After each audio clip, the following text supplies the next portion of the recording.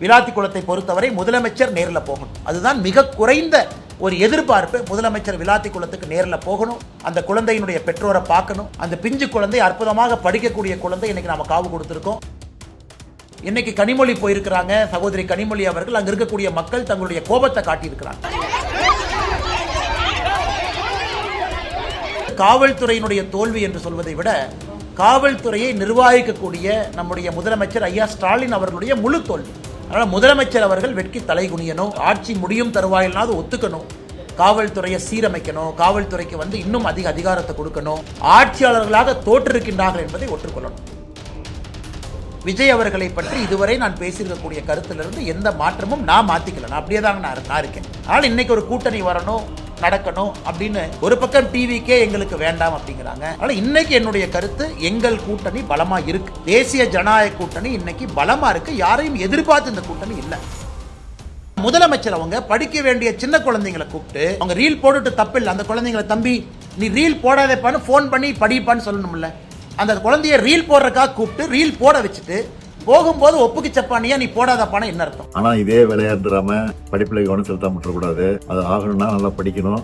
முதலமைச்சர் அவர்கள் ரீல்ஸ் எல்லாம் போட்டுட்டு அந்த குழந்தைங்களை கடைசியா சொல்றாரு, தம்பி நல்லா படிப்பா அப்படிங்கிறார். நீங்க அரசு பள்ளியில கஞ்சா புழக்கத்தை நிறுத்தினீங்கன்னாவே குழந்தைங்க நல்லா படிப்பாங்க. இன்னைக்கு முதலமைச்சருடைய கவனம் வேறு பக்கம் இருக்கு. முதலமைச்சருடைய கவனம் சட்ட ஒழுங்கல் இல்ல. முதலமைச்சருடைய கவனம் தமிழகத்தினுடைய நலன் இல்ல. ஆனா இன்னைக்கு ரீல்ஸ் போடக்கூடிய முதலமைச்சரா மாறிட்டாரு. முதலமைச்சர் அவர்கள் பத்திரிகையாளர் சந்திப்பு நடத்தி நீங்க சொல்லுங்க, உள்துறை செயலாளரா முதலமைச்சர் அவர்களா? ஒரு பக்கம் பொய்ய சொல்றீங்க, ஒரு பக்கம் இருக்கக்கூடிய தரவுகளை திருச்சி சொல்றீங்க, இன்னொரு பக்கம் விளாத்திக்குளம் போன்ற பகுதியில் அந்த சென்சிட்டிவ் நேச்சர் ஆஃப் கிரைமுக்கு முக்கியத்துவம் கொடுக்காம இருக்கிறீங்க. இன்னொரு பக்கம் காவல்துறை தப்பு செஞ்சிருக்கிறாங்க, சீரமைப்பதற்கான எந்த முயற்சி நீங்க எடுக்கல. ஆனா திமுகவினுடைய ஒரு தலைவர்களை பார்க்கும் பொழுது எதையோ சாதிச்ச மாதிரி அவங்க பாடி லாங்குவேஜ் இருக்கு. எதை எலெக்ஷன் முந்தானத்தே நடந்தது, அவங்க ஜெயிச்சிட்டாங்க அப்படிங்கிற மாதிரி இருக்கு. இதுதான் அவர்கள் அழிவுக்கு அஸ்திவாரம். பாத்திரத்தெல்லாம் எடுத்துட்டு போய் பெட்ரோல் பிடிக்க வேண்டிய அவல நிலைமைக்கு தமிழ்நாட்டு மக்களை தள்ளி இருக்கிறாங்க. இது இந்தியாவில் எங்கேயுமே கிடையாது. பீகார்ல யாரும் போல, உத்தரப்பிரதேசல யாரும் போல. தமிழ்நாட்டில் மட்டும் இந்த கையாலாகாத திராவிட முன்னேற்ற கழகத்தினுடைய ஆட்சி பொய்யை பரப்பி பீதியை பரப்பி மக்களை வீதிக்கு வந்து ஒரு பெட்ரோல் பம்ப்லயும் நிக்க வச்சிருக்காங்க. செவ்வாய்க்கிழமை அன்னைக்கு சாயந்தரம் அன்பு சகோதரி 17 வயசு இருக்கக்கூடிய அந்த அன்பு சகோதரிக்கு நடந்திருக்கக்கூடிய கொடூரமான நிகழ்வு என்பது இன்னும் அதற்கு தீர்வு கிடைக்கல. எதற்காக நாங்கள் திமுக அரசை குற்றம் சாட்டுகின்றோம்? என்ன பார்த்தீங்கன்னா பல திமுக அமைச்சர்கள் சொல்றாங்க, இல்லைங்க நாங்கள் என்னங்க பண்றது, குற்றம் நடக்குது, குற்றவாளிகள் இருக்கிறாங்க, எப்படி எல்லா பழியும் எங்கள் மேலே போட முடியும்? இந்த விளாத்திக்குளத்தை பொறுத்தவரை 12வது பரீட்சை எழுதிட்டு வீட்டுக்கு பாப்பா வர்றாங்க. சாயந்தரம் 6 மணிக்கு வீட்டிற்கு வெளியே அந்த வயக்காலுக்கு தோட்டத்துக்கு போறாங்க. 8 மணி வரைக்கும் அந்த பாப்பா வரல. அதன் பிறகு அந்த குழந்தையினுடைய பெற்றோர்கள் குளத்தூர் காவல் நிலையத்துக்கு போய் கம்ப்ளைண்ட் கொடுக்க போறாங்க. விளாத்திக்குளத்தில் குளத்தூர் காவல் நிலையத்தில் அந்த கம்ப்ளைண்ட்டை எடுத்துக்க மாட்டேங்கிறாங்க. அடுத்த நாள் காலையில் நீங்கள் விளாத்திக்குளம் அனைத்து மகளிர் காவல் நிலையத்துக்கு போங்கிறாங்க. ஸோ 11ஆம் தேதி காலையில் அங்கே போகிறாங்க. அங்கே இருக்கக்கூடிய காவல் ஆய்வாளர் அவர்கள் ரொம்ப ஒரு தரம் தாழ்ந்த வார்த்தையை பயன்படுத்தி பெற்றோர்களை உதாசீனப்படுத்துகிறாங்க. அதன் பிறகு மத்தியானம் 1:30 மணிக்கு 11ஆம் தேதி அந்த குழந்தையினுடைய சடலம் அங்கே கிடைக்குது. இது எந்த அளவுக்கு பெரிய ஒரு பாதிப்பு நம்ம எல்லோருக்கும் மனதில் ஏற்படுத்தி இருக்குன்னா, நம்மை பாதுகாக்கக்கூடிய அரசு ஒரு காவல்துறை ஒரு கம்ப்ளைண்ட் போகும் பொழுது எடுத்திருந்தா, அப்பவே போலீஸ்காரங்க வெளியே வந்து செக் பண்ணியிருந்தா ஒருவேளை இது தடுக்கப்பட்டிருக்குமோ? அதனால 10ஆம் தேதி சாயங்காலம் காணாம போன அந்த மாணவி 11ஆம் தேதி மத்தியானத்திற்கு மேல ஏற்கனவே தேடி இடத்துல சடலம் கிடக்குதுன்னா யாரோ வந்து போட்டுட்டு போயிருக்கிறாங்க அப்படின்னு தான் மேற்கட்டமா நமக்கு தெரியுது. அதனால இது காவல்துறையினுடைய தோல்வி என்று சொல்வதை விட காவல்துறையை நிர்வகிக்கக்கூடிய நம்முடைய முதலமைச்சர் ஐயா ஸ்டாலின் அவர்களுடைய முழு தோல்வி. என்ன கமாண்ட் அண்ட் கண்ட்ரோலில் வச்சிருக்கிறாங்க? இன்னைக்கு ஹோம் செக்ரட்டரி அவங்க பத்திரிகையாளர் சந்திப்பில் ஒருத்தரை சஸ்பெண்ட் பண்ணிட்டு அதனால பிரச்சனை முடிஞ்சிருச்சு அப்படிங்கிற மாதிரி போறாங்க. இன்னும் குற்றவாளியை கைது செய்யப்படவில்லை. இதை நாங்கள் வன்மையாக கண்டிப்பதை தாண்டி தமிழக மக்கள் புரிந்து கொள்ள வேண்டும். அந்த சகோதரி பேரை நம்ம பயன்படுத்தக்கூடாது, 17 வயது இருக்கிற காரணத்தினால.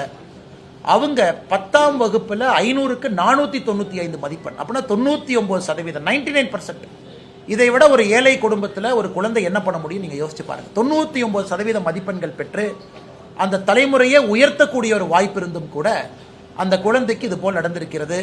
அதனால முதலமைச்சர் அவர்கள் வெட்கி தலைகுனியணும். இன்னைக்கு கனிமொழி போயிருக்கிறாங்க. சகோதரி கனிமொழி அவர்கள் அங்க இருக்கக்கூடிய மக்கள் தங்களுடைய கோபத்தை காட்டியிருக்கிறாங்க. அதனால முதலமைச்சர் அவர்கள் இப்பவாவது ஆட்சி முடியும் தருவாயில்னாவது ஒத்துக்கணும். காவல்துறையை சீரமைக்கணும், காவல்துறைக்கு வந்து இன்னும் அதிக அதிகாரத்தை கொடுக்கணும், ஆட்சியாளர்களாக தோற்றிருக்கின்றார்கள் என்பதை ஒற்றுக்கொள்ளணும். இரண்டாவது, இன்னைக்கு அமைச்சர் திராவிட முன்னேற்ற கழகத்தினுடைய அமைச்சர் அண்ணன் ஏவாவேல் அவருடைய பிறந்தநாள் வாழ்த்துக்கள், நல்லா இருக்கட்டும் ஆண்டவனுடைய அருள்ல. ஆனா ஒரு மூத்த அமைச்சர் பண்ற டிராமாவை பாருங்க. நேத்து முகநூல் பக்கத்துல போடுறாரு, இன்னைக்கு நான் பிறந்த நாளே கொண்டாட மாட்டேன், ஏன்னா அடிமை கூட்டணியை நான் வந்து எதிர்க்கிறேன். நம்ம கூட்டணி எதுக்கு, அவரு பிறந்த நாளுக்கும் நம்ம கூட்டணிக்கு என்ன சம்பந்தம்? அடுத்து இன்னொன்னு சொல்றாரு, அடுப்பெரிக்கிறதுக்கு வந்து கேஸே இல்லை, அதனால பிறந்த நாளை கொண்டாடல. இன்னைக்கு ஒரு பக்கம் மாநிலத்தினுடைய முதலமைச்சர் திரு ஸ்டாலின் அவர்கள் எங்கேயும் எந்த பிரச்சனையும் இல்லைன்னு ஒரு பொலிட்டிக்கல் டிராமா போடுறாரு. ஆனா அவரே எல்லாத்தையும் தூண்டி விடுறாரு, நீங்க போய் ஆர்ப்பாட்டம் பண்ணுங்க, காங்கிரஸ் கட்சிக்காரங்க சிலிண்டர் தலைமையில வச்சுட்டு நடந்து போங்க, நம்முடைய கட்சியினுடைய மூத்த அமைச்சர்கள் இந்த மாதிரி பேசுங்க. இந்தியா முழுவதும் நீங்க யோசிச்சு பாருங்க, எங்கேயாவது பொதுமக்கள் கேன் எடுத்துட்டு போய் பெட்ரோல் பிடிச்சாங்களா? எங்கேயுமே கிடையாது, தமிழ்நாட்டில் மட்டும்தான். ஏன்? இங்க இருக்கக்கூடிய அரசியல்வாதிகள் பீதியை கிளப்பி மக்கள் மனசுல பீதியை வச்சுட்டாங்க. சோ மக்களுக்கு ஒரு பயம், என்னடா எல்லாருமே இதே மாதிரி சொல்றாங்களே, காங்கிரஸ்காரங்க சொல்றாங்க, திமுக காரங்க சொல்றாங்க, அப்ப பெட்ரோல் வராதோ அப்படின்னு ஒருத்தரும் கேன் எடுத்துட்டு போய் வீட்டில் பாத்திரத்தெல்லாம் எடுத்துட்டு போய் பெட்ரோல் பிடிக்க வேண்டிய அவல நிலைமைக்கு தமிழ்நாட்டு மக்களை தள்ளி இருக்கிறாங்க.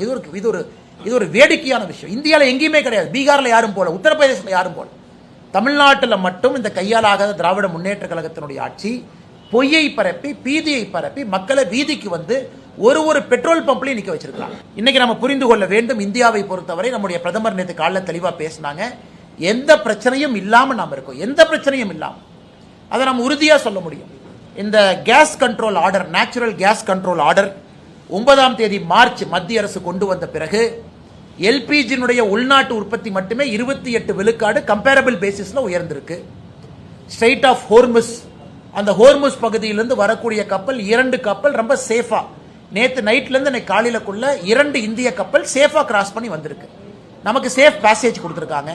அந்த ஒரு கப்பல் கொண்டு வரக்கூடிய கேஸ் என்பது ஒரு நாளைக்கான ரிஃபைனிங் கெப்பாசிட்டி, பிரச்சனை கிடையாது. இன்னைக்கு அவங்க சைனா, ரஷ்யா, இந்தியா இந்த 3 நாடுகளுக்கு தான் கெரியர் கொடுக்கறாங்க. நம்முடைய வெளியுறவுத்துறை கொள்கையினுடைய ஒரு வெற்றி இதை பறைசாற்றுது. அதை பத்தி யாரும் பேச மாட்டாங்க. அதையெல்லாம் தாண்டி இன்னைக்கு உலகம் முழுவதுமே பெட்ரோல் விலை ஏற்றிருக்கிறாங்க. பக்கத்தில் இருக்கக்கூடிய பாகிஸ்தான், பங்களாதேஷ் எடுத்துக்கிட்டீங்கன்னா பெட்ரோல் விலை 20% உயர்ந்திருக்கு. 2 வாரம் பள்ளிக்கூடத்திற்கு விடுமுறை கொடுத்திருக்கிறாங்க. 50% அரசு கார்களை ரோட்ல இருந்து எடுத்திருக்கிறாங்க. பெட்ரோல் ரேஷனிங் பண்றாங்க. இந்தியால எந்த பிரச்சனையும் இல்லை. மிக அற்புதமா வரக்கூடிய சப்ளையை நம்ம மேனேஜ் பண்றோம். இந்த நேச்சுரல் கேஸ் ஆர்டரை போட்டு யாருக்கு என்ன கொடுக்கணும், 100% எல்பிஜி கேஸ் 100% அப்படியே கொடுத்துடணும். அதன் பிறகு ஃபர்டிலைசருக்கு போறது 30% குறைச்சிருக்கிறாங்க. 70% ஃபர்டிலைசருக்கு போற கேஸ் போகும். அதன் பிறகு இண்டஸ்ட்ரி 80% போகும், 20% குறைச்சிருக்கிறாங்க. அதன் பிறகு சிட்டி கேஸ் டிஸ்ட்ரிபியூஷன் 20% குறைச்சிருக்கிறாங்க, 80%. அடுத்து இந்த ஆர்டர் ரிவ்யூ பண்ணுவாங்க. எங்கேயும் பிரச்சனை இல்லாம போகும் பொழுது எதற்காக பீதியை கிளப்பி பொதுமக்களை நீங்க ரோட்டுக்கு போக வைக்கிறீங்க? அதனால தமிழக மக்களுக்கு எங்களுடைய அன்பான வேண்டுகோள், தயவு செய்து நீங்க யாரும் கஷ்டப்பட்டு வீதிக்கு வராதீங்க, ரோட்டுக்கு போகாதீங்க. நீங்க பெட்ரோலை பிடிச்சு ஒரு வீட்டில் வைக்கிறீங்கன்னா உங்களுக்கு அது ரிஸ்க். 20 லிட்டர் கேன், 15 லிட்டர் கேன்ல நீங்க போய் வாங்கிட்டு வந்து அதை டெய்லி 1 லிட்டர் 2 லிட்டர் 2 வீலருக்கு ஊத்திக்கலாம். நீங்க வீட்டில் வாங்கி வைக்கிறீங்கன்னா உங்களுக்கு அது ரிஸ்க். எங்கேயும் எந்த பிரச்சனையும் இல்லை. இன்னைக்கு ஸ்ட்ரெயிட் ஆஃப் ஹோர்முஸ் போர் ஆரம்பிப்பதற்கு முன்பு 55% சப்ளை அங்கிருந்து வந்துச்சு. எனக்கு இந்தியாவுக்கு 70% சப்ளை ஸ்ட்ரெயிட் ஆஃப் ஹோர்முஸ்க்கு வெளியிருந்து வருது. முதல்ல ஸ்ட்ரெயிட் ஆஃப் ஹோர்முஸ் இல்லாம 55% வந்துச்சு, 45% அங்க வந்துச்சு, 55% வேற ஜோன்ல. இன்னைக்கு 70%, 15% ஹோர்முஸ்ல இருந்து வெளியே எடுத்துட்டோம் நாம. அந்த சப்ளை செயின் டைவர்சிபிகேஷன் பண்ணியிருக்கிறாங்க. பெட்ரோலியத்துறை அமைச்சர் அவர்கள் பாராளுமன்றத்தில் அதை பத்தி பேசுறாங்க. நேச்சுரல் கேஸ் பிரச்சனை கிடையாது, பெட்ரோல் ரிஃபைனிங் பிரச்சனை கிடையாது. இன்னைக்கு இதெல்லாம் நடக்கும் பொழுது ரிலையன்ஸ் இண்டஸ்ட்ரீஸ் அமெரிக்கால $300 பில்லியன் இன்வெஸ்ட் பண்ணி அங்க ஒரு ரிஃபைனரி போடுறா, ட்ரம்ப் ட்வீட் பண்றாரு. சொன்னா ரிஃபைனிங் கெப்பாசிட்டி நம்மகிட்ட இருக்கு, வரக்கூடிய பெட்ரோலியம் பொருள் உள்ள வருது, கேஸ் எந்த பிரச்சனையும் இல்லாத பொழுது திராவிட முன்னேற்ற கழகத்தினுடைய அமைச்சர்கள், காங்கிரஸ் கட்சிக்காரங்க இந்த பீதியை கிளப்பி தயவு செஞ்சு பொதுமக்களை பெட்ரோல் டீசல் வாங்க வச்சு வீட்டில் எக்கு தப்பா ஏதாச்சும் ஆயிரப்போது அதற்கும் பொறுப்பு திராவிட முன்னேற்ற கழகத்தினுடைய அரசு. மூன்றாவது மிக முக்கியமானது என்னை பொறுத்தவரை, இன்னைக்கு பாராளுமன்றத்தில் நம்ம பார்க்கிறோம், சம்பந்தமே இல்லாத ஒரு பிரச்சனையை திரு ராகுல் காந்தி அவங்க எடுக்கிறாங்க. அதுல தமிழகத்தினுடைய எம்பி திரு வசந்த் அவங்க இருக்கிறாங்க, கன்னியாகுமரி எம்பி இருக்கிறாங்கன்னா, அவரு கடையில இண்டக்ஷன் ஸ்டவ் விற்கிறக்காக அவரு ட்வீட் போட்டுட்டு இருக்காரு, பெட்ரோல் குறைஞ்சிருச்சு, எல்பிஜி குறைஞ்சிருச்சு, கேஸ் குறைஞ்சிருச்சு. அவருடைய வசந்தன் கோல இண்டக்ஷன் ஸ்டவ் விற்கிறீங்களா? நீங்க வித்துக்குங்க, மார்க்கெட்டிங் பண்ணி வித்துக்குங்க. நீங்க இண்டக்ஷன் ஸ்டவ் விற்கிறதுக்காக இவரு மார்க்கெட்டிங் பார்லிமெண்ட்ல உட்கார்ந்து ஒரு காங்கிரஸ் எம்பியும் ஐயோ பெட்ரோல் குறைஞ்சிருச்சு இண்டக்ஷன் ஸ்டவ் வாங்க. அதுல ராகுல் காந்தி அவர்கள் பாராளுமன்றத்தினுடைய அந்த நுழைவாயில் மக்கரத்வார் அந்த நுழைவாயில் உட்கார்ந்து நேற்று அவர்கள் நடந்து கொண்ட விதம் ஒரு பாராளுமன்றத்தினுடைய மக்கள் எதிர்பார்க்கின்ற ஒரு நல்ல அரசியலுக்கு எதிரானது. அந்த வழியை மறிச்சு உள்ள யாரு எம்பியை போகாம டீ பிஸ்கட் சாப்பிட்டு காலேஜ் பசங்கள்லாம் இந்த காலேஜ் வாசல்ல காலேஜுக்கு வெளியே இந்த ரோட்ல உட்கார்ந்து இருக்கிற மாதிரி தான் காங்கிரசினுடைய எம்பிக்கள் உட்கார்ந்து பாராளுமன்றத்தினுடைய மாண்பை குறைத்திருக்கின்றார்கள். அதையும் கூட இந்த நேரத்தில் பாரதிய ஜனதா கட்சி எங்களுடைய கடுமையான கண்டனங்களை பதிவு செய்யறோம். சம்பந்தம் இல்லாம இன்னைக்கு இவ்வளவு காங்கிரஸ்காரங்க சிலிண்டர் தூக்கிட்டு சுத்துறாங்க.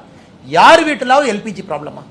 யார் வீட்டிலாவது கமர்ஷியல் சிலிண்டர் ப்ராப்ளம் கொஞ்சம் இருக்கு. அது இப்ப சரியாயிட்டு இருக்கு. அது முதல் நாள் ஏன்னா ரேஷன் போட்டு கொடுத்தாங்க. ஒரு 2-3 நாட்கள் பிரச்சனை இருந்துச்சு. அதுவும் கூட எனக்கு சரியாயிட்டே இருக்கு. எல்லா இடத்துலையும் திரும்ப ஹோட்டல்ல இயல்பு நிலைமைக்கு வந்துருச்சு. அப்படி இருக்கும் பொழுது சிலிண்டர் தலையில வச்சுக்கிட்டு காங்கிரஸ் கட்சிக்காரங்க தமிழ்நாட்டில் எதற்காக இந்த கூத்தாட அரங்கேற்றணும்? அதனால இந்த 3 விஷயங்களையும் நம்முடைய பத்திரிகை நண்பர்களுக்கு சொல்லணும்.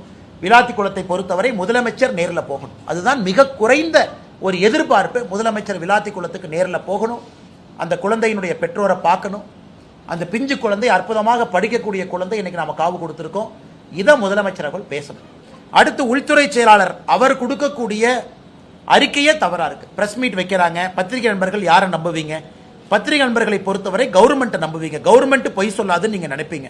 ஆனா உள்துறை செயலாளர் நடத்தக்கூடிய பிரஸ் மீட்ல அவரு டிஜிபி போலீஸ் கமிஷனர் இவங்களா உட்கார்ந்து இருக்கக்கூடிய பிரஸ் மீட்ல இவங்களே பொய் சொல்றாங்க. நீங்க யோசிச்சு பாருங்க.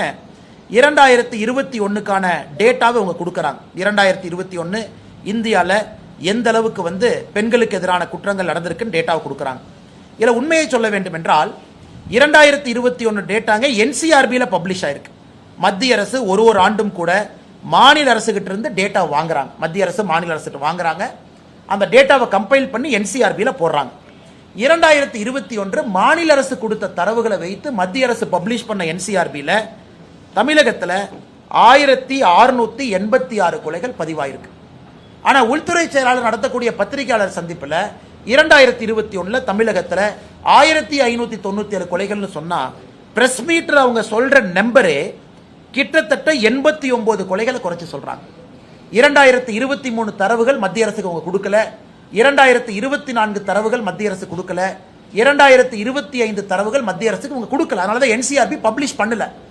அதனால இவங்களா உட்கார்ந்துகிட்டு பப்ளிஷ் ஆகாத ஒரு தரவு நாம ஃபேக்ட் செக் பண்ண முடியாது. மத்திய அரசு கொடுத்திருந்தா பத்திரிகை நண்பர்கள் நீங்க டவுன்லோட் பண்ணி கிராஸ் செக் பண்ணுவீங்க. எதுவுமே செக் பண்ண முடியாம இவங்களா சேர்ந்து அடிச்சுடுறாங்க. 5 வருஷமும் சேர்ந்து 8008, 5 வருஷமும் சேர்ந்து போக்சோ வழக்கு 39,900 இப்படின்னு அவங்க சொல்றதுல எங்களுக்கு நம்பிக்கை கிடையாது. அதனால் திராவிட முன்னேற்ற கழக அரசு அதிகாரிகளையும் தவறா பயன்படுத்துறாங்க. அதிகாரிகள் மீது பிரஷரை கொடுத்து நீங்களா பிரஸ் மீட் வச்சு சமாளிங்க. இது முதலமைச்சர் அவர்கள் பத்திரிகையாளர் சந்திப்பு நடத்தி நீங்க சொல்லுங்க. உள்துறை அமைச்சர் உள்துறை செயலாளரா முதலமைச்சர் அவர்களா? ஒரு பக்கம் பொய்ய சொல்றீங்க, ஒரு பக்கம் இருக்கக்கூடிய தரவுகளை திருச்சி சொல்றீங்க, இன்னொரு பக்கம் விளாத்திக்குளம் போன்ற பகுதியில் அந்த சென்சிட்டிவ் நேச்சர் ஆஃப் கிரைமுக்கு முக்கியத்துவம் கொடுக்காம இருக்கிறீங்க. இன்னொரு பக்கம் காவல்துறை தப்பு செஞ்சிருக்கிறாங்க, சீரமைப்பதற்கான எந்த முயற்சி நீங்க எடுக்கல. கடைசியாக நம்முடைய தேசிய ஜனநாயக கூட்டணி அனைத்து இந்திய அண்ணா திராவிட முன்னேற்ற கழகத்தினுடைய பொதுச் செயலாளர் எடப்பாடி பழனிசாமி அவர்கள் இன்னைக்கு தேசிய ஜனநாயக கூட்டணி ஒன்றாக இணைந்து தமிழகத்தில் 17ஆம் தேதி வேறு வேறு ஊர்களில் ஒரே நாளில் நம்முடைய தலைவர்கள் தொண்டர்கள் எல்லோரும் இணைந்து திராவிட முன்னேற்ற கழகத்தினுடைய ஆட்சியில் பெண்களுக்கு எதிராக குழந்தைகளுக்கு எதிராக நடந்து கொண்டிருக்கக்கூடிய வன்கொடுமைகளை மக்களிடம் எடுத்து சொல்லணும். பாதுகாப்பில்லாத சூழ்நிலை. கிருஷ்ணகிரி 2.5 வயசு குழந்தை, இங்க 17 வயசு குழந்தை பாப்பா விளாத்திக்குளம், 65 வயது மூதாட்டி, எங்கேயும் யாருக்கும் நிம்மதி இல்லாத ஒரு சூழ்நிலை. இதையெல்லாம் ஒரு மிகப்பெரிய ஒரு கண்டன ஆர்ப்பாட்டமாக தமிழகத்தில் வேறு வேறு இடத்துல நம்முடைய தலைவர்கள் நடத்த இருக்கின்றார்கள். கோயம்புத்தூர்ல அண்ணன் வேலுமணி அவர்களோடு இணைந்து நானும் இந்த போராட்டத்தில் இருக்கேன். நம்முடைய தலைவர்கள் எல்லோரும் இந்த போராட்டத்தில் இருக்கிறாங்க. அதே போல சென்னையில் அண்ணன் எடப்பாடி பழனிசாமி அவர்கள் இருக்கிறாங்க. அதே போல மதுரையில் அண்ணன் நயினார் நாகேந்திரன் அவர்கள், திருப்பூர்ல வானதி சீனிவாசன் அக்கா அந்த போராட்டத்தில் கலந்துக்கிறாங்க, திருநெல்வேலியில தமிழிசை சவுந்தரராஜன் அக்கா கலந்துக்கிறாங்க. அதே போல அண்ணன் டிடிவி தினகரன் அவர்கள், அண்ணன் அன்புமணி ராமதாஸ் அவர்கள் கடலூர் வேறு வேறு பகுதியில் எல்லாருமே போராட்டத்தில் கலந்துக்கிறாங்க. இது நிச்சயமாக தமிழகத்தில் பெண்களுக்கு எதிரான இந்த குற்றங்கள் தொடர்ந்து அதிகமாகிக் கொண்டிருப்பதை ஒரு கூட்டணியாக இணைந்து ஒரு மாபெரும் ஒரு போராட்டத்தை நாம் முன்னெடுக்கின்றோம். அதற்கு பொதுமக்களுடைய ஆதரவையும் கூட இந்த நேரத்தில் பத்திரிகை நண்பர்கள் மூலமாக நாங்கள் கோருகின்றோம். கோயம்புத்தூர்ல 17ஆம் தேதி நடக்கக்கூடிய இந்த போராட்டத்திற்கு நம்முடைய தாய்மார்கள் சகோதரிகள் பெரும் திரளாக நீங்கள் பங்கேற்க வேண்டும் என்கின்ற வேண்டுகோளையும் உங்களுக்கு இந்த நேரத்தில் வைக்கிறோம். இதை தாண்டி உங்களுக்கு இருக்கிற கேள்வியில பதில் சொல்றேன்.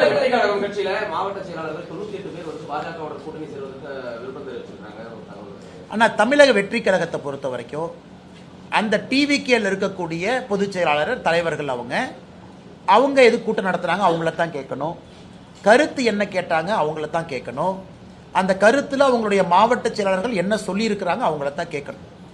இப்ப டிவிகே நடத்தக்கூடிய ஒரு கூட்டத்திற்கும் வீடியோ கான்பரன்ஸுக்கும் எப்படி நான் பதில் சொல்ல முடியுங்கன்னா, என்னை பொறுத்தவரை விஜய் அவர்களை பற்றி இதுவரை நான் பேசியிருக்கக்கூடிய கருத்திலிருந்து எந்த மாற்றமும் நான் மாத்திக்கல. நான் அப்படியே தாங்க நான் இருக்கேன்.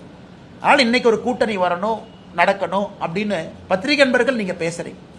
ஒரு பக்கம் டிவிக்கே எங்களுக்கு வேண்டாம் அப்படிங்கிறாங்க, இன்னொரு பக்கம் மாற்றுக் கட்சி நண்பர்களும் எங்க கூட்டணி பலமா இருக்கு நம்ம போறோம் அப்படின்னு. இன்னைக்கு புதிதாக எந்த ஒரு இன்ஃபர்மேஷன் இல்லைங்கன்னா புதிதாக சொல்வதற்கு அந்த கட்சிகிட்ட தான் நீங்க கேட்கணும். நீங்க மீட்டிங் நடத்துனீங்க, மீட்டிங்ல எதுக்காக கருத்து கேட்டீங்க, நீங்க கேட்ட கருத்து உண்மையா அப்படிங்கறதுக்கு அவங்க பதில் சொல்லணும். எங்களுடைய நிலைப்பாடு மாறாதப்ப நான் எப்படி பதில் சொல்ல முடியுங்கண்ணா? அண்ணா இன்னைக்கு நம்ம ஒரு விஷயத்தை தெளிவா புரிஞ்சுக்கணுங்கன்னா, தேர்தல் எந்த நேரமும் கூட டிக்ளேர் ஆகலாம். இன்னைக்கு நம்ம 14ஆம் தேதி 16 வருதுங்கிறாங்க, 17 வருதுங்கிறாங்க, நமக்கு தெரியாது, 18ங்கிறாங்க. ஏதோ ஒரு நாள் இன்னும் அடுத்த இந்த வாரத்துக்குள்ள வருது. ஸோ தேர்தல் களம் சூடு பிடிச்சிருச்சு. திராவிட முன்னேற்ற கழகத்தை பொறுத்தவரை சீட்டு கொடுத்துட்டாங்க, சில பேர்த்து கொடுத்துட்டாங்க. கம்யூனிஸ்ட் இன்னைக்கு சண்டை போட்டு அவங்க அறிக்கை கொடுத்துருக்குறாங்க. நம்ம கூட்டணியில் உடனடியாக இந்த மாடல் கோட் ஆஃப் கண்டக்ட் வந்தவுடன் வேகமாக தலைவர்கள் அதை வேலை செய்ய போகிறாங்க. இன்னைக்கு எலெக்ஷன் மோட்டுக்கு எல்லாமே வந்துட்டாங்கண்ணா. அதனால் இன்னைக்கு என்னுடைய கருத்து, எங்கள் கூட்டணி பலமாக இருக்கு. தேசிய ஜனநாயக கூட்டணி இன்னைக்கு பலமாக இருக்கு. யாரையும் எதிர்பார்த்து இந்த கூட்டணி இல்லை. நாங்கள் பலமாக இருக்கின்றோம், ஆரோக்கியமாக இருக்கின்றோம். 17ஆம் தேதி முன்னெடுத்திருக்கக்கூடிய ஆர்ப்பாட்டமும் கூட ஒரு சான்று. 3 முறை பிரதமர் அவர்கள் வந்துட்டு போயிட்டாங்க தமிழ்நாட்டுக்கு தேர்தல் களத்துக்காக. இன்னும் 2-3 முறை வர இருக்கிறாங்க மாடல் கோட் ஆஃப் கண்டக்டுக்கு பிறகு. அதனால் எங்களை பொறுத்தவரை நாங்கள் பலமாக எங்க பாதையில போறோம். மற்ற கட்சிகள் கூட்டணி வேணும்னு நினைக்கிறாங்க, மற்ற கட்சிகள் இன்டர்னல் மீட்டிங் போட்டு கேட்கறாங்கன்னா அந்த கட்சிகள் தான் பதில் சொல்லணும். எங்க நிலைப்பாட்டில் எந்த மாற்றம் இல்லை, நாங்க அதே நிலைப்பாட்டில் தான் நாங்க இருக்கோம். ஆனா நான் கொடுக்கக்கூடிய இடத்துலையும் இல்லை, வாங்கக்கூடிய இடத்துலையும் நான் இல்லைங்கண்ணா. கொடுக்கக்கூடிய இடத்துல சில தலைவர்கள் இருக்கிறாங்க, வாங்கக்கூடிய இடத்துல சில தலைவர்கள் இருக்கிறாங்க. அதனால இந்த இரண்டுக்கும் இடைப்பட்ட கருத்தாக ஏன் கருத்து என்ன சொல்றதுங்கண்ணா? டெல்லியை கூட்டணியை பொறுத்த வரைக்கும் இப்போ கூட்டணிக்கான கதவுகள் இன்னும் ஓப்பன்ல தான் இருக்கா, இல்ல புதிய கட்சிகள் எதிர்பார்க்கலாமா, இல்ல அவ்வளவுதானா சார்? அண்ணா இன்னைக்கு பாருங்க, கம்யூனிஸ்ட் கட்சி சிபிஐ அதனுடைய தலைவர் ஐயா சண்முகம் அவர்கள் ஒரு பேட்டி கொடுத்திருக்கிறாங்க இன்னைக்கு பத்திரிகை நண்பர்கள்ட்ட. இப்ப 5 நிமிஷத்துக்கு முன்னாடி எங்க காங்கிரஸ் ஒண்ணுமில்லாத காங்கிரஸுக்கு நீங்க 3 சீட்டை உயர்த்தி கொடுக்குறீங்க, கம்யூனிஸ்ட் கட்சிக்காரங்க நாங்க இவ்வளவு கஷ்டப்படுறோம், எங்களுக்கே நீங்க சீட்டை கொடுக்க மாட்டீங்க, நாங்க ஏத்துக்க மாட்டோம், கிளம்பியாச்சு.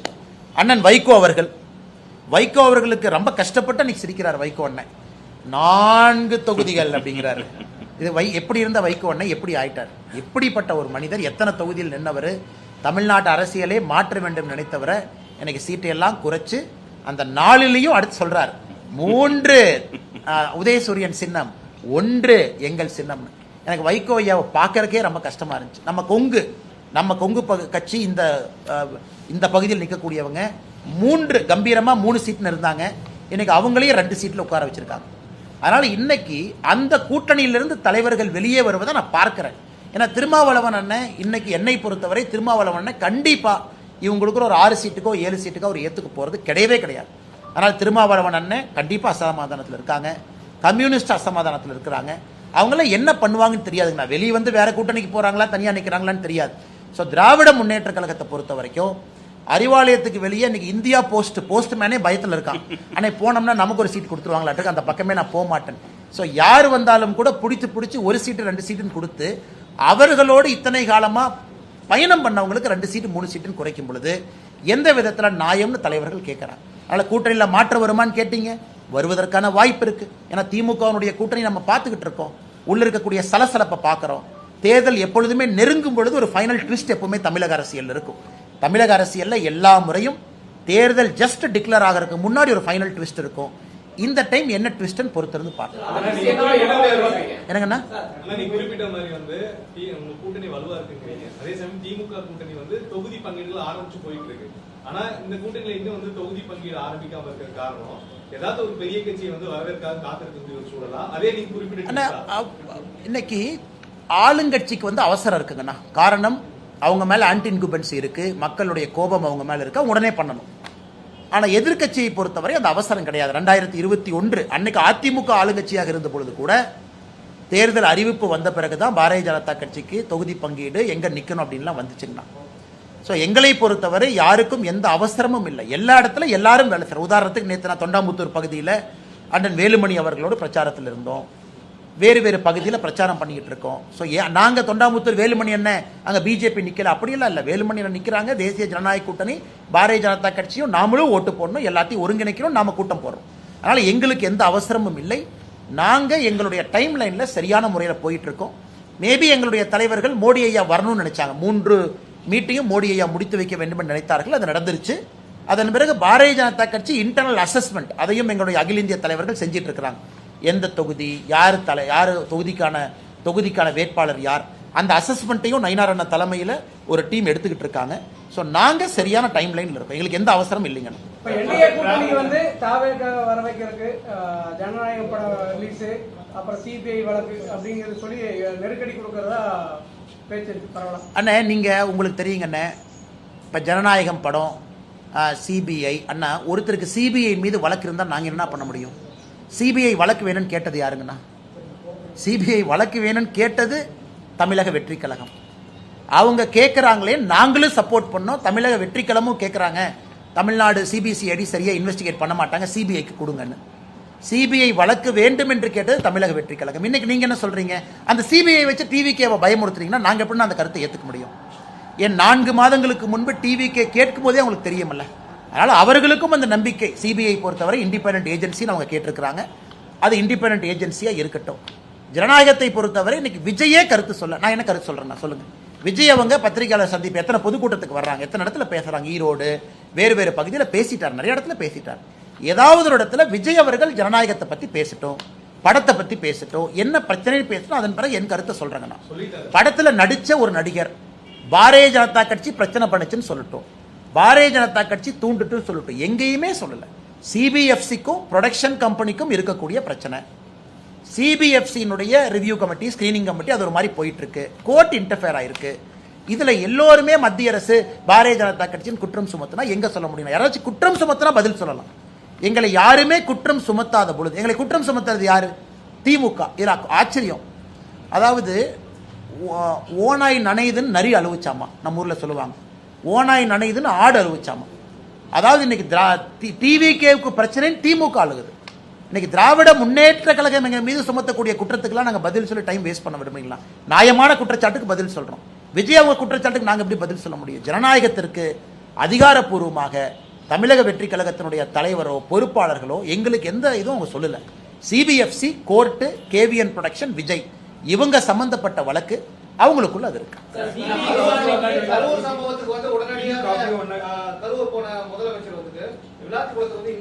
அதாங்க ஆச்சரியம். ஏன்னா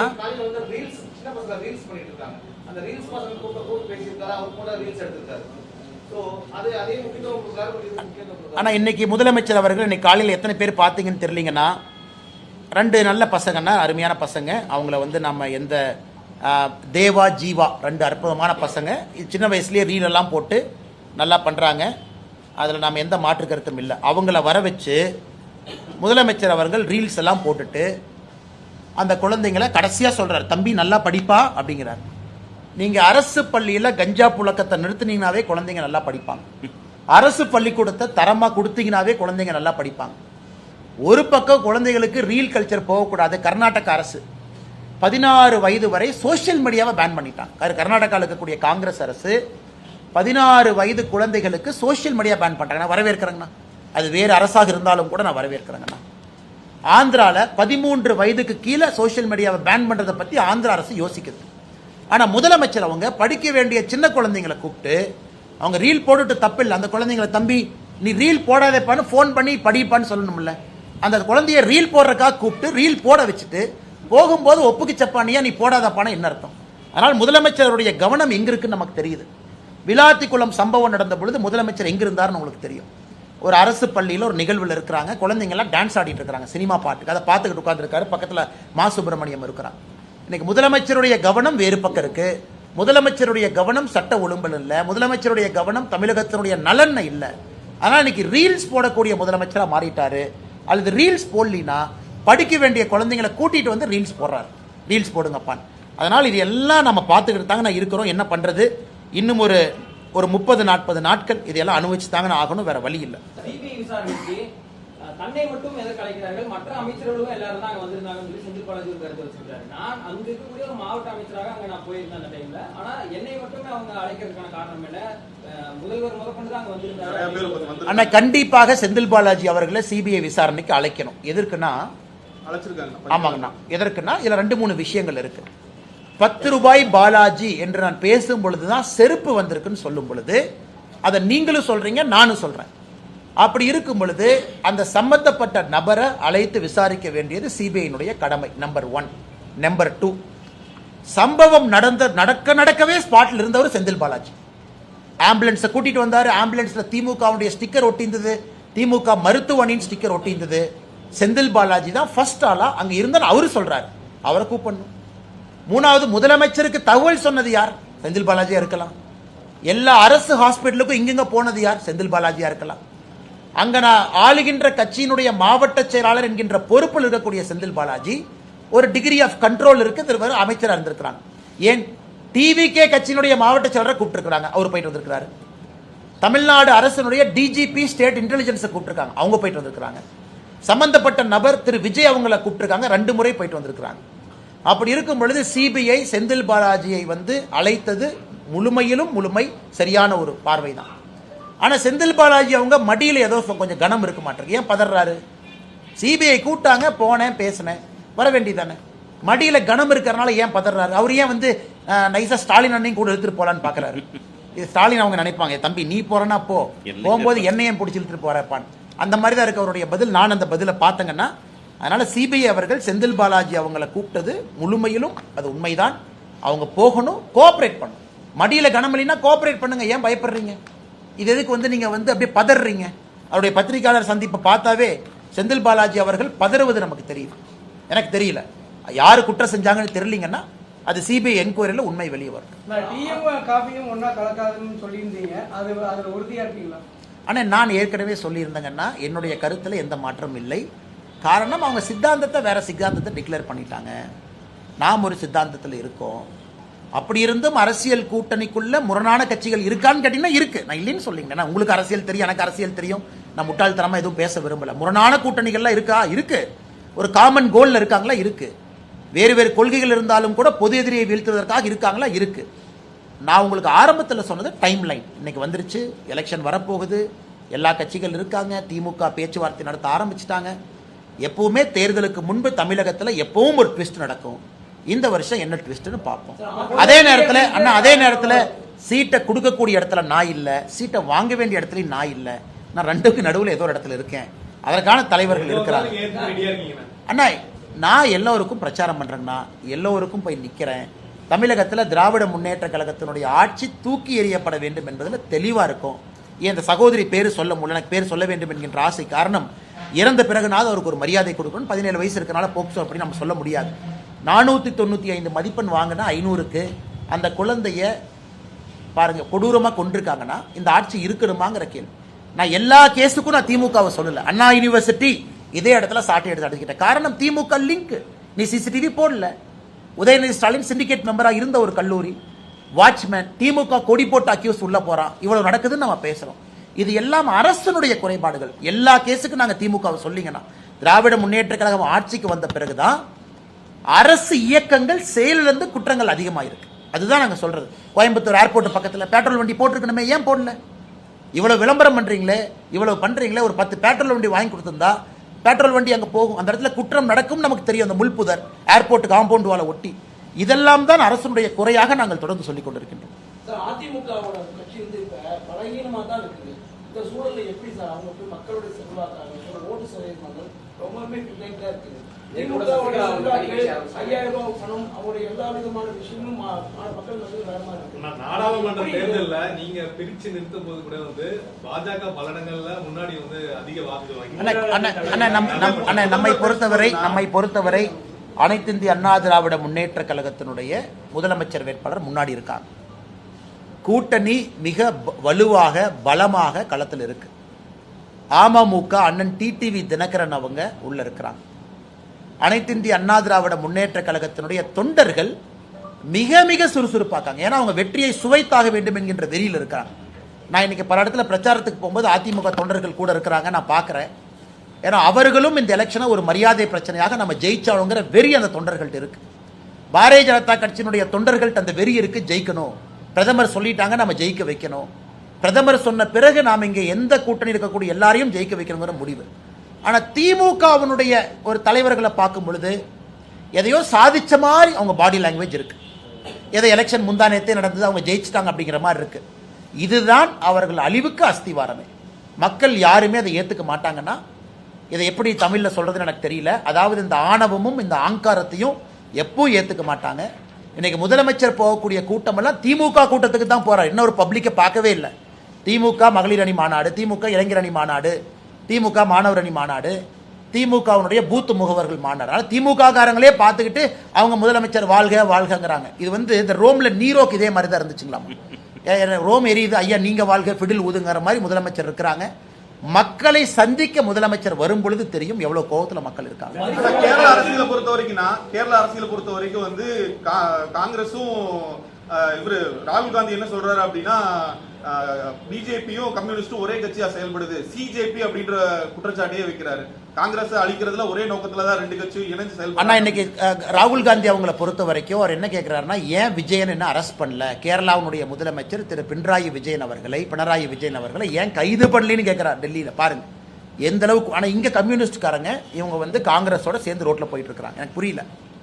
அதே போல ராகுல் காந்தி அவர்கள் அதோடு நிற்கல. நீங்கள் சொன்னது போல ஏதோ பிஜேபியும் கம்யூனிஸ்டும் பி டீம் ஏ டீம் ஏதோ ஒரு கருத்தை வைக்கிறார்.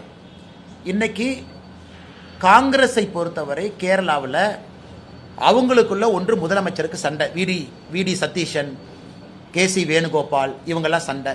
மணிசங்கர் ஐயர் நேராக போய் சொல்றாரு, காங்கிரஸே வேஸ்ட்டு, விஜயன் தான் ஜெயிப்பாரு, பினராயி விஜயன் தான் ஜெயிப்பாருன்னு சர்டிஃபிகேஷன் வேற கொடுக்குறாரு. அவரை காங்கிரஸ் கட்சியிலிருந்து நீக்கினா அவர் என்ன சொல்றாரு, நீக்கிப்பாரு, நான் வந்து ராஜீவ் காங்கிரஸ், நான் ராகுல் காங்கிரஸ் இல்லைங்கிறார். அதனால் இது எல்லாம் மறைப்பதற்காக அபாண்டமான குற்றச்சாட்டு நம்ம மீது வைக்கின்றார்கள். அங்கே பாரதிய ஜனதா கட்சி இந்த முறை it will make a big மார்க்குங்கனால் எந்த மாற்று கருத்தும் இல்லை. கம்யூனிஸ்ட் இன்னைக்கு ஆட்சியில் இருக்கிறாங்க, காங்கிரஸ் எதிர்கட்சியாக இருக்கு. ஆனால் இதுல யாருக்கு கெயின் யாருக்கு லாஸ் என்று சொல்வதை விட பாரதிய ஜனதா கட்சி தான் 2026 கேரளால ஒரு பெரிய சக்தியாக வரும் என்பதில் எங்களுக்கு நம்பிக்கை. கடந்த காலம் வந்து அரசியல் வந்து பாத்தீங்கன்னா நீங்க வந்து அதிமுக கடுமையான விமர்சனம் செஞ்சிருக்கீங்க. இப்ப அதேயோட கூட்டணி சேர்ந்து வந்து நீங்க பிரச்சாரம் பண்ண போறீங்க. அதை எப்படி? நான் ஒரு பாரதிய ஜனதா கட்சியினுடைய உண்மையான தொண்டங்கண்ணா. ஏன்னா 2024 தனிச்சு நில்லுங்கன்னு சொல்லும் பொழுது ஆம் நான் விமர்சித்து தான் ஆகணும், தனிச்சு நிற்கணும், எங்க கட்சியை வளர்த்துறக்கத்தான் எனக்கு அந்த பொறுப்பு கொடுத்துருக்கிறாங்க. மாநில தலைவர் பாரதிய ஜனதா கட்சி என்கின்ற பொறுப்பு பாரதிய ஜனதா கட்சியை வளர்த்துவதற்கு. ஆனால் இன்னைக்கு கூட்டணியில் இருக்கும் பொழுது இந்த கூட்டணியினுடைய ஒரு தொண்டன் நான். கூட்டணியில் ஒரு கருத்து இருக்கும் பொழுது அதை முழுமையாக ஏற்றுக்கிட்டு எங்களுடைய தலைவர்கள் இந்த வழியில போன்னு சொல்லும் பொழுது போகணும். ஆனால் இங்கே வந்து என்னதான் நீங்கள் கிரிக்கெட்டில் 11 அப்படின்னு இருந்தாலும் கூட இட்ஸ் அ டீம் கேமுங்கண்ணா. இன்னைக்கு தமிழகத்தில் பாரத பிரதமர் நரேந்திர மோடி அவர்கள் என்டோர்ஸ் பண்ணியிருக்கிறாங்க, எடப்பாடி பழனிசாமி அவர்கள் முதலமைச்சராக வரணும். அவங்க ஸ்டேஜில் பேசிட்டாங்க. திரு அமித்ஷாஜி அவர்கள் தெல்ல தெளிவாக சொல்லிவிட்ட பிறகு அண்ணாமலையை பொறுத்தவரை எல்லோருக்கும் பிரச்சாரம் செய்வது என் கடமை. அதை நான் அப்போ இருந்து நான் ரிஃப்ளெக்ட் பண்ணுறேன், பிரதிபலிக்கிறேன். அது உங்களுக்கு என்ன நீங்கள் கேட்டீங்கன்னா, அண்ணா நீங்கள் மாற்றிட்டீங்களா அப்படின்னு சொல்கிறத விட இந்த பாரதிய ஜனதா கட்சியினுடைய ஒரு தலைவன் தொண்டனாகவும் இருக்க முடியும்னு நான் காட்டுறேன். தலைவராக இருக்கும் பொழுது கட்சியினுடைய வளர்ச்சிக்கு நான் தலைவராக இருந்தேன். இன்னைக்கு அந்த கட்சியினுடைய தொண்டனாக இருக்கின்றேன், கட்சியினுடைய வெற்றிக்காக நான் பாடுபடுறேன். அதான் என் கருத்து.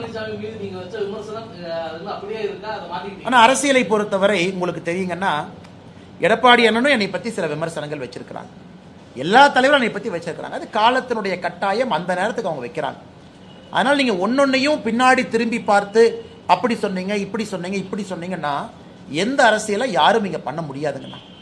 இன்னைக்கு தமிழகத்திற்கு 2026க்கான தேவை எடப்பாடி பழனிசாமி அவர்கள். காரணம், எங்களுடைய கூட்டணியினுடைய முதலமைச்சர் வேட்பாளர் எல்லாரும் நிற்கிறோம், அவரை ஜெயிக்க வைக்கிறதுக்காக இருக்கும்.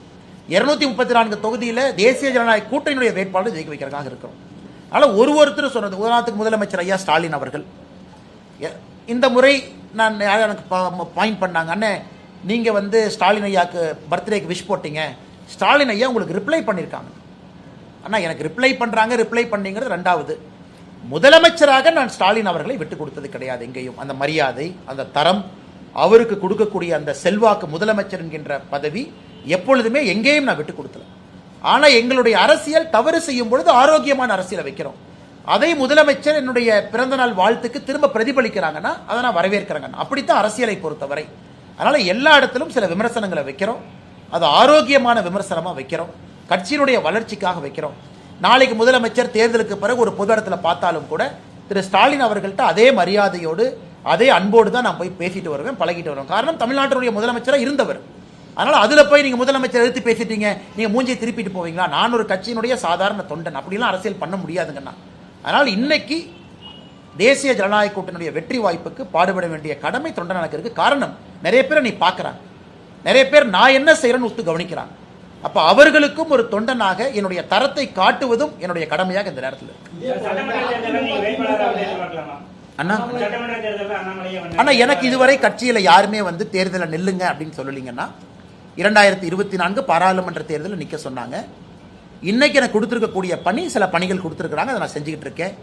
தமிழ்நாடு முழுவதும் தெருமுனை பிரச்சார கூட்டத்தை நடத்தணும்னு சொல்லியிருந்தாங்க. கட்சி எல்லோரும் இணைந்து ஒரு 22,000 இடத்துக்கு மேல தெருமுனை கூட்டங்கள் நடத்தி இருக்கிறோம். அடுத்து மகளிர் அணியினுடைய பிரச்சார கூட்டம் ஒரு பக்கம் போயிட்டு இருக்கு, பட்டியலின சகோதர சகோதரிகள் அணியினுடைய பிரச்சார கூட்டம் ஒரு பக்கம் போயிட்டு இருக்கு. அதை பார்த்துக்க சொல்லியிருக்காங்க, அதை பார்த்துக்கிட்டு இருக்கேன்.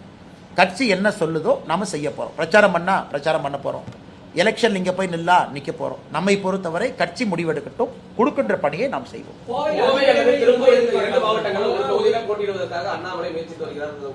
நான் யாருக்கு தான் சொல்லிட்டேன் பாருங்க, இதுவரைக்கும் வாயை திறந்து சீட்டை கொடுங்கன்னு யார்ட்டையும் கேட்டதில்லை, என் லைஃப்லயே கேட்டதில்லை, கேட்கவும் மாட்டேன். அது என்னோட பழக்கமும் கிடையாது. 2021 டெல்லிக்கு சென்ற பிறகு கட்சி சொன்னாங்க அரவக்குறிச்சியில் போட்டியிடணும், போட்டியிட்டேன். 2024 வரை எங்க வேலையை செஞ்சுக்கிட்டே இருந்தேன். டெல்லிக்கு நாம் எல்லாத்தையும் எடுத்துட்டு போனோம், பேரையெல்லாம் எடுத்துட்டு போனோம். போட்டியிட வேண்டும் என்று கட்சி சொன்னார்கள். கோயம்புத்தூர்ல 13 நாள் இருந்துச்சு, நேரா வந்து இறங்கி வேலை செஞ்சு வேலையை ஆரம்பிச்சோம். கட்சி சொல்லட்டும், எதாக இருந்தாலும் நாங்கள் செய்கின்றோம். நானாக அதெல்லாம் நான் தாண்டி வந்துட்டேங்கண்ணா. நானாக போய் எனக்கு கொடுங்க, இதை கொடுங்க அப்படின்னு கேட்குற நிலைமையில் நான் இல்லை. கட்சி தேவையை விட அதிகமாக தான் நம்ம கொடுத்துருக்குறாங்க. கட்சி சொல்றதை நம்ம செய்ய போறோம். நானாக இந்த கட்சிக்கிட்ட எதையும் கேட்க மாட்டேன். தேவையை விட அதிகமாக கொடுத்துருக்குறாங்க. எத்தனையோ தலைவர்கள் இருக்கும் பொழுது எதுக்கு 36 வயசுல ஒரு மாநில தலைவர் ஆக்கணுங்கண்ணா? நம்ம கேட்டோமா? கொடுத்துருக்குறாங்க, அந்த வேலையை செஞ்சோம். இல்ல மாநில தலைவர் பதவி இப்ப இவங்க இருக்கணும்னு சொன்னாங்க, நம்ம அப்ஜெக்ட் பண்ணோமா? இல்ல, சொல்லியிருக்கிறாங்க, நம்ம பின்பற்ற போறோம். அடுத்து இதை செய்யன்னு சொல்ல போறாங்க, நம்ம செய்ய போறோம். அப்படித்தான் ஒரு கட்சியில நீங்க இருக்க முடியுமோ தவிரன்னா டிமாண்டு இப்படி இருக்கணும் அப்படி இருக்கணும். ஒரு தலைவனுக்கும் அது அழகல்ல, தொண்டனுக்கும் அழகல்ல. அதே நேரத்தில் கோயம்புத்தூர், திருப்பூர், கொங்கு பகுதியில் பாரதிய ஜனதா கட்சி நிறைய சட்டமன்ற உறுப்பினர் அனுப்பணும். அனைத்து இந்திய அண்ணா திராவிட முன்னேற்ற கழகம் நிறைய சட்டமன்ற உறுப்பினர் அனுப்பணும். தமிழ்நாடு முழுவதும் பாரதிய ஜனதா கட்சிக்கு சட்டமன்ற உறுப்பினர்கள் இருக்கணும். தமிழ்நாடு முழுவதும் அதிமுக நிறைய இடத்துல ஜெயிக்கணும். அதான் எங்கள் நோக்கம். எல்லோருக்கும் இதுல லாபம் இருக்கணும், எல்லோருக்கும் இதுல மகிழ்ச்சி இருக்கணும், எல்லா கட்சிகளும் சந்தோஷமா இருக்கணும். அதற்கான ஒரு முயற்சியை நோக்கி போயிட்டு இருக்கோம். தேர்தல் கால அந்த ஒரு அன்பளிப்பு மாதிரி இல்லாம தலைவர்களின் பிறந்த நாளை ஒட்டி கொடுக்கப்படும் நலத்திட்டங்கள் என்ற பெயர்ல கொடுக்குறாங்க. இந்த மாதிரி அரசியலை நீங்க பார்த்து வந்து இதுக்கான மாற்று அரசியல் அப்படிங்கிற விஷயங்கள் இன்னைக்கு இருக்கக்கூடிய சூழ்நிலை, வாழ்க்கையில சில இடத்துலங்கன்னா சில விஷயத்தை பார்க்க முடியும், செயல்படுத்த முடியாது. ஒரு சூழ்நிலை வரும்பொழுது செயல்படுத்த முடியும். இன்னைக்கு நடக்கின்ற அரசியலை பார்த்து கொண்டிருக்கின்றோம். கட்சி சொல்லுகின்ற வேலை வரும் நாள் வரும், அன்னைக்கு அதை பேசுவாங்க. இன்னைக்கு நம்ம வேலையை செய்வோம். காம்ப்ரமைஸ் இல்ல, நான் தப்பு பண்ணல, நான் என் இன்டெகிரிட்டியை மெயின்டைன் பண்ணிக்கிறேன். கூட்டணியை நாம எல்லாத்துக்கும் எல்லாம் அட்ரிபியூட் பண்ண முடியாது. அவங்கவுங்க வேலையை செய்யறாங்க. ஆனால் நான் நீங்க சொல்றதை வச்சு இவங்க இதை கொடுத்தாங்க அதை கொடுத்தாங்க இதுக்குள்ளே நான் போக விரும்பலீங்கன்னா, அண்ணாமலை என்கின்ற மனிதனை கேளுங்க, என் அரசியலை கேளுங்க. நான் சொல்றேன், கூட்டணியை பத்தி இவ்வளவு கேட்டீங்க, விலாவரியா பேசிட்டேன். சீட்டு கேட்டீங்களான்னு கேட்டீங்க, கேட்கலீங்க. கட்சி சொன்னா நிக்கிறேன், இல்லாட்டி பிரச்சாரம் பண்றேன்னு சொல்லிட்டேன். இதை விட நான் என்ன தெளிவா சொல்லணும்? அதிகமா வந்துட்டு மாற்று கட்சிகளை